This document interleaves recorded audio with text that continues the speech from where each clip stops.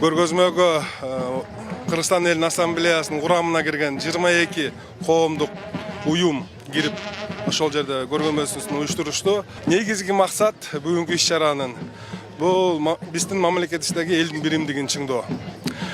Биздин жашоочуларга биздин мамлекетибизде көп түрдүүлүктү көрсөтүү. Мына өзүңөр көрүп турасыңар кандай көп түрдүү маданияттын көрсөк болот бу жерденчи. Ошонун баардыгы менен биздин кыргыз элибиз байды.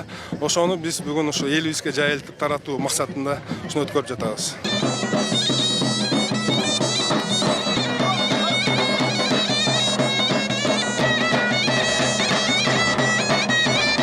Поздравляю всех кыргызстанцев. Сегодняшний великий праздник – это Навруз. Мы тоже вот соединились с других наций, также кыргызстанцев, праздновать сегодняшний праздник. И себя хорошо чувствуем.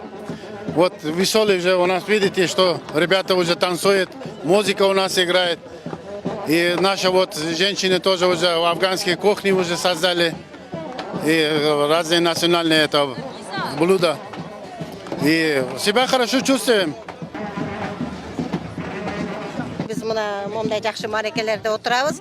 Кең болсын ушу Кыргызстандын керегеси, кут болсун ушу биздин урук туугандын берекеси, ушу баарыбызга нурун чачып турган ушу Норуз майрамыңыз менен куттуктайм силерге. Свадебный он наряд называется сарандоз. Невесты в основном одевают на свадьбу его. Как ваше настроение? Отличное. И всех поздравляю бишкекчан, кыргызстанцев с праздником Ноурус.